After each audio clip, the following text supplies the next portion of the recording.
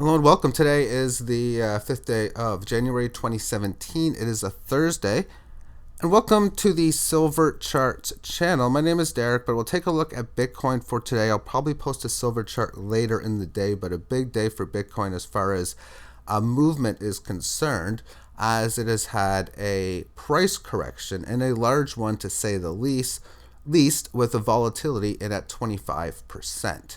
That is the move from 1097, technically a little lower than that for the day, but around that number. This high was 2 basis points higher than the previous long-term high.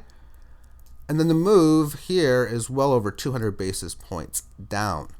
So a very large down move even now, as it's down well over 10%, as it is retraced back to this 18 average band. And as I've been stating within this, expect the unexpected, although I didn't use those exact words, but that this thing can go wild pretty much at every time. That's why I was saying, if this was not resistance, could this hit 3,000 in like moments, like a week or something? And I'm like, I don't know.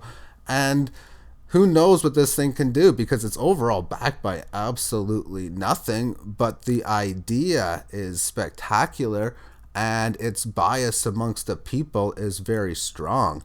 So therefore, is this just one of those correctionary moves that it has had frequently over and over again? And if so, is it done yet?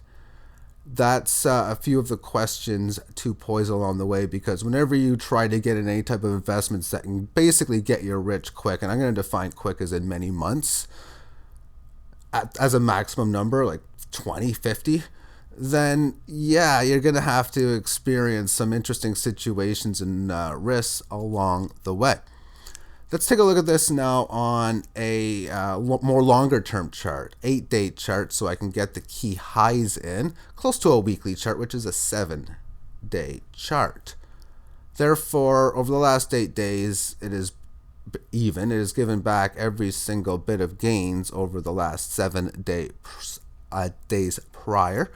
And it's in at this Fibonacci level of 922, and 700 below is looking like the key level that I'd be looking at if it has any more significant retracements. But again, everyone sees this number here. They're like, yep, gonna have to sell, maybe short and all this type of stuff. And sure enough, that's why you're getting these types of moves. So as far as the trader's sentiment is concerned, once that is over and done with, then that's why these bull markets can move in freely. Furthermore, the more often you test the level, the less likely it is that you are to face resistance, and you're most likely going to be faced with a higher low along the way. Meaning, we've come up to this point. If it, say, comes back up here now, maybe it just breaks through it, or maybe it just goes down a fraction of what it did before. Maybe instead of going down to 8 something, it goes down to 950, and then it breaks it. Or maybe it's not done, and then it comes down to here, we'll say. And then the next time, maybe within later this year, it comes back, or whatever, it comes back up to this point. Well, last time it would have went to 500. So the next time it might come back down to, say, 750, 800, or 9, and then it'll break it or something like that. That's why I'm saying expect the higher low. So if it doesn't go down much, then it's really strong. And if it goes down a lot more, just like we're seeing the silver market, it could take a while to, just like it took a while from this point to get back up. But it sure enough did. Anyway, thank you for tuning in, and have yourself a great day. Bye-bye.